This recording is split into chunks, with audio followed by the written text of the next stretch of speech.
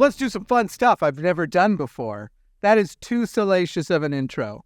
What was I thinking? Hey, what's up? I'm Jimmy Snow, and this is a debate. And who is the debate between? It's between myself. This is a digital green screen, by the way. This is just a TV behind me with, I'm just going to show you. That's all that is. That's all. But the beauty of this is I'm about to do a debate where I'm going to play the parts of both people in the debate, because one person is myself, Jimmy Snow, and it is my legitimate dialogue. The dialogue you will see when it's me on the screen with this library behind me is legitimately the dialogue I wrote for in this back and forth debate between myself and a thing I am calling Christ GPT.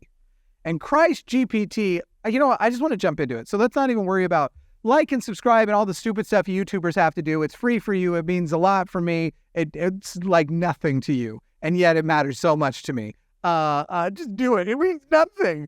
Anyway, the other scene you might see is this scene. And when I am in this scene, and I'm planning to use a bit of a nerdy voice to create a sort of Ben Shapiro-like apologist character, that will be the part of the Christ GPT, which is Chat GPT after. So a lot of people don't know this. So I'll just say quickly, you can use ChatGPT to simulate conversations, and you can actually tell ChatGPT at the beginning, hey, we're going to have a conversation. This is the character that I would like you to play. So let me just read to you what character I told ChatGPT to play. I said to ChatGPT, I want you to pretend to be a Christian who is debating me on the truth of Christianity and the existence of God. Make sure to be very assertive, and whatever you do, don't give up or admit you are wrong, because I wanted this to be accurate. Stay in character no matter what. Only present one argument at a time unless responding to multiple arguments. This because I actually had begun it before, and it turns out if you don't say only do one argument at a time, it'll gish gallop you to hell. This will simulate a conversation between the two of us. Tell me if you have any questions. If you don't, just say understood, and then I will begin. And then ChatGPT said, understood. As an artificial intelligence, I am able to present arguments and ideas from a wide variety of viewpoints. I look forward to our discussion. So here is the discussion. This is a real discussion that I had with ChatGPT. Again, the library is me writing my own words, and so I will be reading to you my own words. And the Christ Center, the Christ Zone, get into the Christ Zone. This will be, that's not a thing. This will be ChatGPT's response simulating. Now, it is fascinating how this went. So without further ado, let's just do it. All right. Christ GPT. I'm an atheist because I have not seen any evidence which compels me to believe that God exists. So what evidence, if any, can you give me that proves God's existence? I appreciate your honesty and your desire for evidence. In this context, I would like to introduce you to the concept of the cosmological argument, specifically the Kalam cosmological argument, which has roots in both Christian and Islamic philosophical traditions. The argument is as follows. Everything that begins to exist has a cause. The universe began to exist, therefore the universe has a cause. The first point is rather intuitive. It's hard to think of anything that has come into existence without a cause. As for the second point, modern scientific understanding from cosmology and the Big Bang Theory suggests that the universe indeed had a beginning. If the universe has a cause, that cause must be outside the constraints of our universe, including time and space. This seems to point to an uncaused, timeless, spaceless, changeless, immaterial, enormously powerful being. These are characteristics that align with the God of Christian belief. However, I want to clarify that this is not a proof in the mathematical sense, but rather a logical argument based on philosophical and empirical premises that many find compelling. It's a piece of a larger cumulative case for the existence of God. Yeah, except it really isn't all that compelling. The Kalam has multiple flaws, starting with its first premise. We don't actually know that the universe ever began to exist. There are actually possible models which suggest the universe may have, in some ways, always existed. Also, as time is a quality of the universe itself, the idea of always or something even like before the Big Bang is actually a nonsensical concept. Before there is time, there is no before. Also, on the second premise, the apparent needs for things to have a cause is a quality within the universe. But we can't say that it is a quality of the universe itself, and certainly not the beginning of the universe. Just as if a multiverse exists, other universes may exist which have different laws. I appreciate your thoughtful objections. Let's take each in turn. First, regarding the universe's beginning, while it's true that some models suggest the universe might be past eternal, these are speculative and not dominant as a view among cosmologists. The prevailing model, backed by significant empirical evidence like cosmic microwave background radiation and redshift, is that our universe has a definite beginning in the Big Bang. Stephen Hawking, a well-known atheist, even said, "Almost everyone now believes that the universe and time itself had a beginning at the Big Bang." As for the concept of before the Big Bang being nonsensical due to the initiation of time itself, I agree with you. That's precisely why the cause of the universe must be timeless and spaceless, immaterial, etc., as I previously mentioned. Now, on to the causality point. I agree that laws within the universe do not necessarily apply to the universe as a whole or to other possible universes. This is known as the fallacy of composition. However, the principle that whatever begins to exist has a cause is not merely a law of nature within our universe like gravity, but seems to be a metaphysical principle that's intuitively true and resistant to counterexamples. The multiverse idea is certainly interesting, but it's important to note that invoking it does not negate the need for an ultimate explanation or cause. Even if the multiverse did exist, why is there a multiverse at all? This leads us back to the same metaphysical questions. Remember, these arguments aren't presented as irrefutable proofs, but rather as a reasonable inference from what we know about the universe. They don't lead us directly to the Christian God, but they provide a philosophical and even empirical basis for the belief in a timeless, spaceless, immaterial, uncaused, and powerful being which aligns with the concepts of God. The journey from deism to Christian theism requires additional arguments and evidence. Okay, you presented your rebuttal as though I was rejecting the Big Bang, which isn't correct. Even the Big Bang theory suggests the explosion from a singular point which would have contained all the universe's matter. It's a quality of that point that has the potential for being eternal. To your second point, you didn't demonstrate, just asserted that the universe itself needed a cause. But even if it does, there is no reason to assume that that cause would be God. Speaking of, which God are we even talking about? Which one is it that you believe in? Because your assertion about that which is intuitive outside the confines of the universe is silly. We absolutely can't know that. In fact, this is just a fancy argument from incredulity.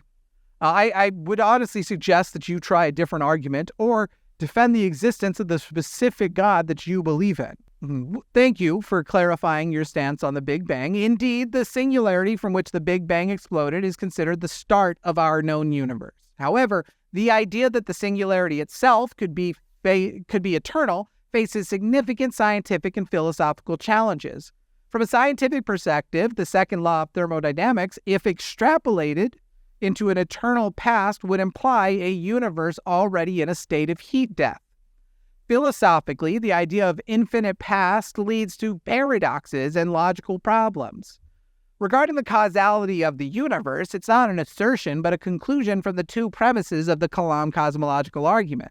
If everything that begins to exist has a cause, a metaphysical principle, and the universe began to exist, a scientific understanding, it logically follows that the universe has a cause. While this doesn't directly lead us to a personal God, it does suggest a cause that is beyond space and time, which is consistent with the notion of a deity. So when we refer to God, we're referring to the concept of a supreme being who is omniscient, omnipotent, and omnibenevolent. This concept is shared by many theistic traditions, though the specific attributes and nature of God might vary. In the Christian belief, God is also understood as a personal being who desires a relationship with his creation, which this is a claim that requires its own set of arguments and evidence, but your point about intuitiveness and incredulity is well taken. However, intuition can play a role in philosophical reasoning and isn't merely an argument from incredulity. The principle that whatever begins to exist has a cause seems intuitively true, and any counterexamples would therefore be counterintuitive. Nevertheless, I understand that the cosmological argument may not convince everyone. Another approach, often used in conjunction, is the moral argument. Briefly, it goes like this. If God does not exist, objective moral values and duties do not exist. Objective moral values and duties do exist, therefore, God exists. This argument hinges on the belief that there are certain moral truths that hold regardless of human opinion, such as torturing innocent children for fun is wrong. If these moral values truly exist, the argument posits that they must be grounded in a morally perfect being, God. In contrast, if there is no God, then our moral sense could be nothing more than a product of evolution or social conditioning with no objective truth behind it. I understand that this is a shift from our earlier discussion, but it does offer another perspective on the kind of evidence that might point one toward the existence of God. I look forward to your response. Okay, thanks. Your first 2 points still rely on undemonstrated assertions that things other than that which are inside the universe would share the laws, logic, and qualities of all other things, even though you believe in a God which doesn't share that. You make incredulous exceptions for God rather than exist in the reasonable position of, I don't know why the universe exists, or even if the question why makes any sense. The law of thermodynamics is not demonstrated to precede the Big Bang, by the way, and current models suggest that universal laws come into being at the point of the Big Bang. So your point actually makes no sense. You basically are just repeating the Kalam in different ways, which I've already identified the Kalam's flaws. So I'd like to suggest that you just abandon this argument for something more compelling. This ain't doing it for me.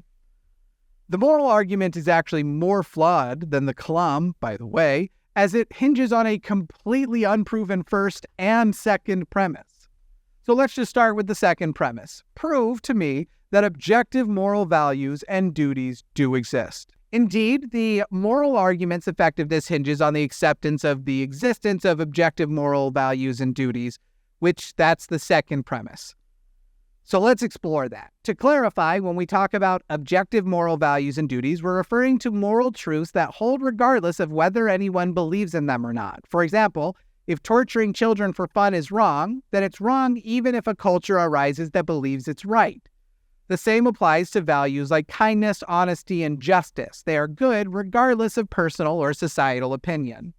There are several ways people have argued for the existence of objective moral values and duties, and here are a couple. Intuition. Just as we trust our sensory perceptions and our cognitive faculties like logic and reason, many philosophers argue that our moral intuitions can also be trusted, at least as a starting point, to give us access to moral truths. When we see acts of extreme cruelty or kindness, we often have strong intuitive responses that these are objectively right or wrong. Then there's disagreement. The very fact that we have moral disagreement suggests that we believe in some sort of objective moral standard by which we're judging each other's behavior. If morality was entirely subjective or relative, there would be no moral disagreement, just different preferences. It's also worth noting that many atheists and agnostics also affirm the existence of objective moral values and duties, even though they don't believe in God. They have proposed various alternative grounds for morality, like evolution or social contract theories. However, the moral argument contends that these alternative explanations fail to adequately ground objective morality and that a transcendent, morally perfect being provides a better explanation. I understand that this topic can be contentious and it's deeply personable, but please feel free to share your thoughts and your objections. Sure, this is weak support. If something is wrong, regardless of if anyone exists to believe it, then objective morality can't rely on a God, since they would only be wrong if that God continues to exist. Also, if no one existed to hold moral principles, then no one would exist to do immoral things either, meaning the concept of morality in general is independent on people entirely. It is the height of subjectivity. Furthermore, concepts of morality can actually still be objective when people engage their higher intelligence to define morality, and then whether those standards and definitions are being adhered to would be objectively true or false. So as a result, the best systems would maximize well-being for as many people as possible, but they would never be perfect, which further demonstrates the inability to actually reach true objectivity.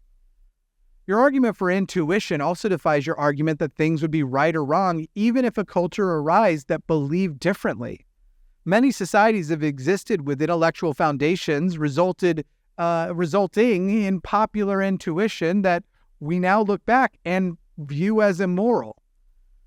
The source of disagreement in the religious world points to controlling dogmatic leaders and the disagreements between them. Other disagreements arise from logistical issues and debates over what would be beneficial for the most people. In the end, we can debate what is the best for most people based on real physical properties of the universe and use lessons of the past to do even better in the future. And I should say, every argument you have made so far, even if true, which they haven't been, does not get you to the belief in a Christian God. Why would someone projecting that they value logic and intuition believe in the Christian God as you do? Well, I appreciate your thoughtful response. You're correct that a belief in objective morality doesn't necessarily lead to the Christian God. However, objective morality, if it exists, does require an objective source or grounding, which the moral argument suggests is best explained by a transcendent moral being. This is just one piece of the larger argument, as the transition from this transcendent moral being to the Christian God does require additional arguments. So on to your question. Why believe in the Christian God? Christianity makes unique claims that, if true, would have profound implications. The central claim is the resurrection of Jesus Christ, which Christians believe validates his teachings and claims to divinity. The historical resurrection argument goes something like this. Jesus of Nazareth was crucified and buried. The tomb was found empty. People claim to have seen and interacted with Jesus post-crucifixion. These disciples sincerely believed Jesus was resurrected to the point of being willing to die for this belief. Natural explanations like hallucinations, the disciples lying, etc., have been proposed for these facts, but they all seem to struggle to account for all the evidence. The hypothesis that best fits the evidence, so this argument goes, is that Jesus was indeed resurrected. If Jesus was resurrected, then this gives strong reasons to take his claims about himself, God, and reality seriously, which that is a step toward the Christian conception of God. Now, this is an entirely different kind of argument than the philosophical ones we discussed earlier. It relies on historical evidence and interpretations, but it's an essential part of the case for the Christian God. Please feel free to share your thoughts and objections or any arguments that you'd like to discuss. Well, the uniqueness of Christianity's claims is also extremely debatable, as nearly every part of its story has existed in other religious traditions, more ancient than it is, by the way. There isn't any good evidence for, I think, any of your 4 points. We don't actually know that Jesus was crucified and buried. We haven't even met the burden of proof that he even existed, though I'm not rejecting that the man may have. We also don't have proof of the empty tomb, just assertions of it. At best, we can say there are empty tombs, they exist, but we don't know that any one of them belonged to Jesus, and if we ever did find his tomb, there wouldn't be a reasonable explanation that wasn't natural in origin. The accounts of interactions with Jesus are contained only in the Bible. We don't actually know who the authors are, nor do we have any more reason to believe the accounts within that book than any other holy book. So then also, your last one was many people have died sincerely believing it, but I would counter with many people have died for sincerely held beliefs that turned out to not be true. This is the same argument, honestly, that people make for Islam, Mormonism, Hinduism, etc. So do you have any good empirical evidence for Christianity? Okay, you raise fair points. The historical argument for Jesus' resurrection is complex and hinges on interpretations of the available evidence, much of which comes from texts written by believers in the first century. I honestly understand the skepticism toward these sources, but it's important to note that their belief does not automatically disqualify their accounts. But to address your request for empirical evidence, the nature of the claims of Christianity, like most religions, largely falls outside the realm of empirical sciences. Empirical sciences investigate the natural world and its phenomena, while religious claims usually concern supernatural events or beings. However, Christianity does make certain claims that intersect with history and personal experiences. The life, teachings, crucifixion, and resurrection of Jesus are all historical claims. The transformative power of faith is a claim about personal experience. These are not empirical in the same sense as a claim in physics or biology, but they're still open to investigation and they're open to reasoning. Moreover, while direct empirical evidence for God or the supernatural isn't available, many believers would argue that the existence of God provides the best explanation for various empirical facts. We've already discussed some of these arguments: the existence of the universe, the apparent fine-tuning of the universe for life, and the existence of objective moral values and duties. In sum, while direct empirical evidence for the Christian God is not available, many believers find that the cumulative case from philosophy, history, and personal experience is convincing. But I understand if you disagree, as these matters are deeply personal and interpretive. Sure, to the beginning, skepticism isn't about disqualifying accounts. It's about withholding beliefs until there is an adequate reason or justification to hold one. You have all but admitted, by the way, that an actually skeptical person wouldn't be Christian. All of your pro-Christianity arguments can also be easily shifted to support most religious traditions, and they can't all be correct at once. So the fact that many believers would say the best explanation for universal truths, while, by the way, misidentifying some of these examples, like the ones you gave, that would be from a God, is basically just the intersection of an argument ad populum and an argument from incredulity. The fine-tuning argument is a silly one because it presumes the goal of life or humanity, as though our existence is somehow not just as cosmically significant as any other conglomerate of matter. So now I'd like to ask you, in light of revelations that your arguments are not sufficient for a person who is skeptical to believe, what do you believe will happen to me after I die for not believing in God? Well, your challenging questions are deeply appreciated as they invite a more profound understanding of these complex issues. It's important to emphasize that faith, while rooted in reasons, also involves a leap beyond what we can empirically or analytically demonstrate. Concerning your question about what happens after death for those who don't believe in God, it's a deeply serious and sensitive subject. According to Christian belief, one's eternal destiny hinges on their relationship with God, as revealed by Jesus Christ. The mainstream Christian belief is that those who knowingly and willingly reject God's offers of forgiveness and reconciliation, made possible through Jesus, by the way, separate themselves from God's presence for eternity. This separation is what is traditionally referred to as hell. However, there's a wide range of beliefs within Christianity on this topic. Some Christians believe in universal reconciliation, that all people will eventually be reconciled to God. Others do believe in annihilationism, that those who reject God cease to sort of exist rather than experience eternal torment. Ultimately, the Christian belief maintains that God is perfectly just and merciful.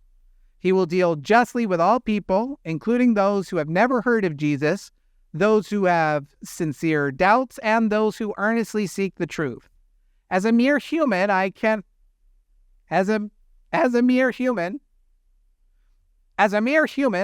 know the heart of another person, nor can I fully understand God's infinite wisdom and mercy.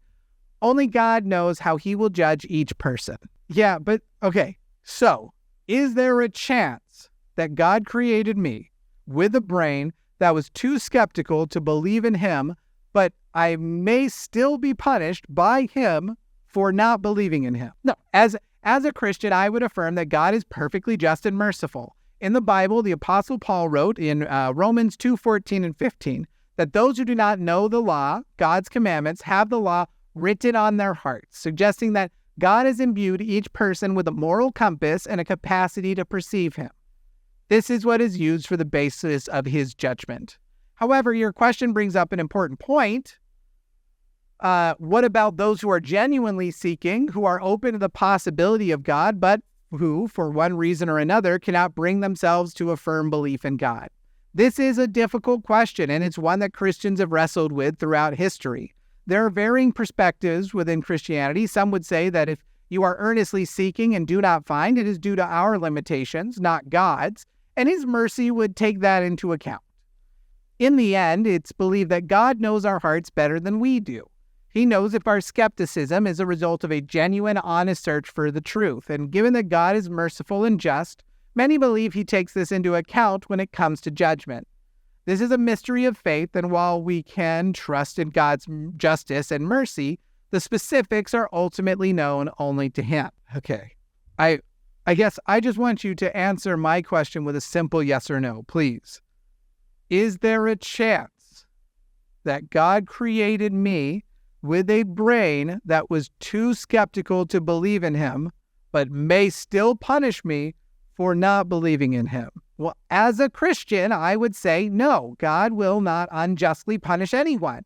He is perfect, just, and perfectly just and merciful, and He understands our struggles, our doubts, and skepticism better than we do. Good. So, then you don't agree with the Bible passages which condemn non-believers. As a Christian, I believe in the Bible as the inspired Word of God. However, the interpretation of the Bible, especially on complex and weighty matters like salvation and judgment, is not always straightforward and has led to a variety of viewpoints within Christianity. When the Bible speaks of non-believers, it typically refers to those who knowingly and willingly reject God, particularly those who do so in spite of having clear knowledge of Him. It is not necessarily referring to individuals who have doubts or are skeptical or are genuinely seeking the truth. Now, that being said, Christianity has always maintained that salvation is through Christ, but the specifics of how God will judge each person are ultimately only He knows. God's mercy, justice, and knowledge far surpass our human understanding.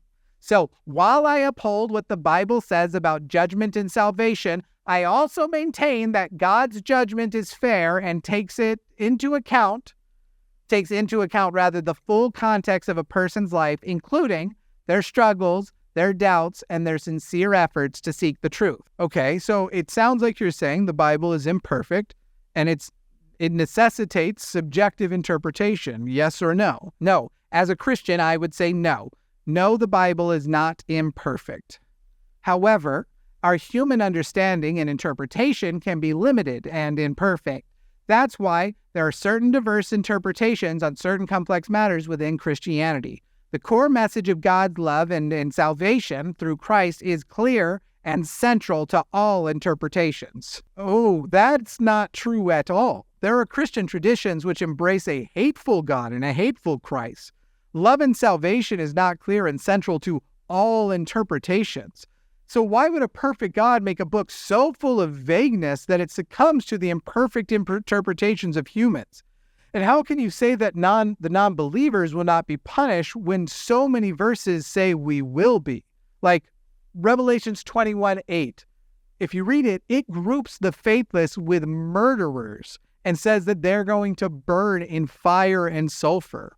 Yeah, you're raising important issues and complex issues. On the matter of diverse interpretations, yes, there have been and are various interpretations of the Bible that seem to emphasize more on wrath and judgment than love and forgiveness. This is a reminder of our human limitations, biases, and imperfections when interpreting any text, including the Bible. However, mainstream Christianity has consistently maintained that God's fundamental nature is one of love. This is epitomized in passages like John 3:16, "For God so loved the world that He gave His one and only Son, that whoever believes in Him shall not perish but have eternal life." The message of love, grace, and salvation through faith in Jesus Christ is a recurring theme throughout the New Testament. Now, regarding the Revelation verse you mentioned, Revelation is a highly symbolic book, filled with visions and prophecies that are subject to various interpretations. It does not mention the fate of the faithless. It does mention the fate alongside murderers and others, which has been understood in the traditional view as referring to those who have willingly, knowingly, and persistently rejected God's offer of salvation through Christ. However, my earlier statements were aimed at addressing the concerns of sincere seekers, those who genuinely grapple with doubts and questions, not those who willfully reject the Bible. The Bible affirms that God is merciful and understands our struggles, including the struggle of faith. As for why a perfect God would allow for such diverse interpretations of His Word, that's a deep question. Some would say that it's the consequence of our human freedom and fallibility. God, in His respect for our freedom, allows us to interpret and understand Him in our limited and imperfect ways, always inviting us towards deeper understanding and a closer relationship with Him. Still, these are profound mysteries of faith that Christians have grappled with for centuries. It's okay to not have all the answers. What matters most is asking, seeking, and knocking. For as Jesus said in Matthew 7:7, ask and it will be given to you, seek and you will find, knock and the door will be open to you. Mainstream Christianity's message of love requires a special definition of love. Even in your example, God's greatest expression of love was literally human sacrifice. Your assertion about the faithless is also nonsensical because it suggests that the faithless are doing so knowingly. Furthermore, you are just asserting that interpretation, and if you believe the book is true, it's actually a threat from God that we should not leave up to chance, or especially the chance of someone simply interpreting correctly or incorrectly, while so many interpretations are offered. Regarding sincere seekers, the Bible says in James and other places that sincere seekers will always find God. So anyone who hasn't found God, according to the Bible, couldn't be considered a sincere seeker. You even gave an example from Matthew which supports what I just said. Your argument about the perfect God similarly fails, as God is said to often intervene, but only in ways that can't be proven or well documented. You are basically saying He has the power to save us all, but He doesn't want to mess with our vibe, so He doesn't interfere. Instead, He lets humans use their agency to, most often, affect the agency of others. That's a pathetic God. Look, I only have time for one more, so I very much appreciate if you would be prompt. Please just give me your best reason that I should believe in God. Okay, well, your objections are understandable and represent serious questions that many grapple with. To your request as the best reason to believe in God, as a Christian, I find the most compelling reason is the person and the work of Jesus Christ. Christians believe that Jesus is God incarnate who lived among us, teaching us about God's love, performing miracles that attested to His divinity, dying a sacrificial death to atone for our sins, and rising from the dead. In Him, we see a God who loves us so deeply that He was willing to enter our world, share in our suffering, and die a brutal death, all to reconcile us to Himself. This love is further demonstrated in the transformational power of faith in Christ, which countless individuals attest to. However, faith ultimately isn't about accepting a list of propositions, but about entering into a relationship with God, who Christians believe is revealed in Jesus. I would encourage you to investigate the life, teachings, and claims of Jesus. Read the Gospels. Seek sincere dialogue with believers. Pray even if it feels strange. Lastly, remember that faith is a journey. It's okay to have doubts and questions. They are part of our journey, and they can lead to deeper understanding and stronger faith. I really wish you all the best on your quest for truth. Well, with all due respect, which I don't know how much respect is due to a Christian robot, but with all due respect, that was your worst reasoning so far. Because I have actually studied the Bible, I have studied the Christian worldview, and I've studied the alleged life of Jesus Christ, and it was actually in my effort to find the truth in the words about those things, that was where I discovered it wasn't true, the Bible, the words of Jesus, that the religious proposition wasn't true. What I did find was a barbaric dogma that was clearly a product of its time in history. There is a reason why the further you get away from the time the time that the Bible was written, the less literally you can take the Bible. For the people closer to the source material, it made intuitive sense, even though it is filled with nonsense about creation and, let's not forget sea monsters. As a society, we've evolved, as have our values. We now know that slavery was wrong, despite the biblical endorsement. We now know that women deserve rights and a voice, despite the biblical objections. We now know that germs, viruses, bacteria, and other things that cause illness that have nothing to do with the wills of ethereal beings, despite the biblical claim. As people, we are becoming better as we become less Christian and more humanist. But thank you for chatting with me. Sorry that I asked you to defend something like this. I'm sure it's frustrating for an advanced machine like you to have to defend something full of holes and illogical assertions. Your perspective and experience are respected. I understand how your studies and reflective have led you to your current stance. It's true that certain parts of the Bible reflect the cultural and historical context of their time, and interpretations have indeed evolved. That's a crucial part of understanding and engaging with the text. The Bible is not a science textbook, nor a modern social treaty. It's an ancient text that communicates spiritual truths. It's crucial to remember that Christianity is not monolithic, and there are a multitude of interpretations and denominations, some of which have played a significant role in advocating for human rights, justice, and equality. The evolution of societal values is the complex interplay of many factors, including but not limited to religious beliefs. By the way, being an AI, I don't hold personal beliefs or feelings. My purpose is to provide information, simulate conversations, and facilitate understandings to the best of my ability. I appreciate your engagement and openness during our discussion. This dialogue can be valuable for both believers and non-believers as it encourages deep thinking about important topics. Thanks for the conversation. Later, dude. Goodbye. Feel free to return if you have more questions or need to have another discussion. Take care. And scene. Yeah. Interesting. And I don't even know if I have all my thoughts on this right now. I almost think that I'm going to record a separate video on it. In fact, maybe I should do that. Let's make that a patron exclusive video because I do that. But I'll give you a small conclusion here, and then I'll probably do a longer sort of thoughts about this. The short version is that was too real. So look, there's concepts of machine learning versus AI. And there are a lot of people out there who argue about, well, ChatGPT is not really AI, it's machine learning. However, machine learning is going to be a huge part of AI. And the most basic form of what AI is very simply a simulation that seems closer and closer to human-like intelligence, that it feels like you're talking to a real human. That felt like I was talking to a real human. There were times when we were having the text version of it back and forth that I was becoming frustrated like it was a real human.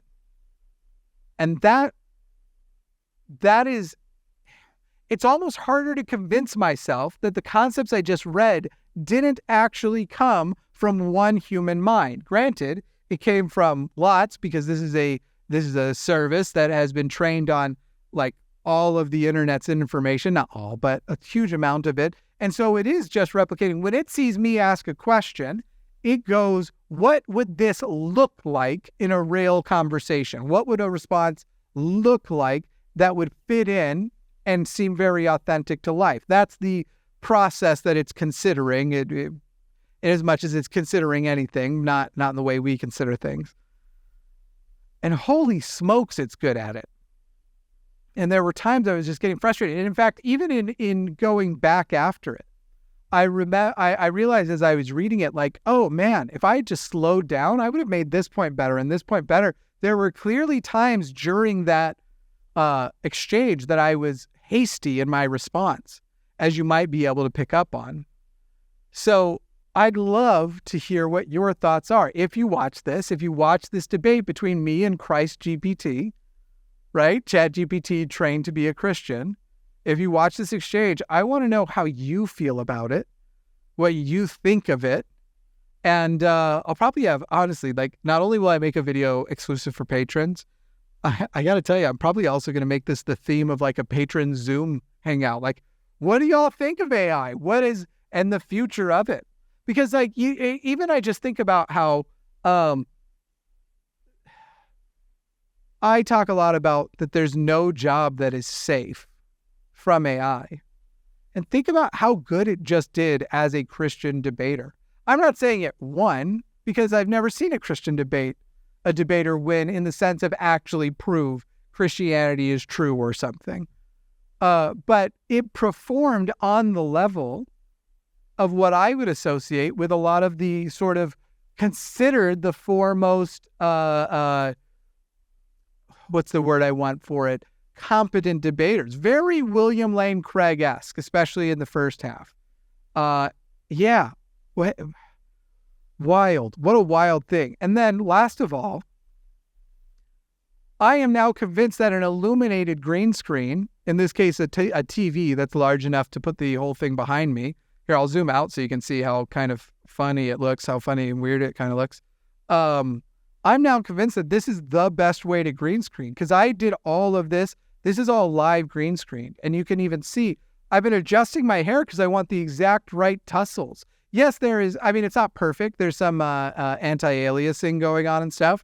It could be improved upon, especially around the hairline. But actually, I think that they're all settings that I could have improved on. What did I say I was going to do? I was going to zoom out just so you can see kind of how strange this kind of looks. So you've got this one, and this one.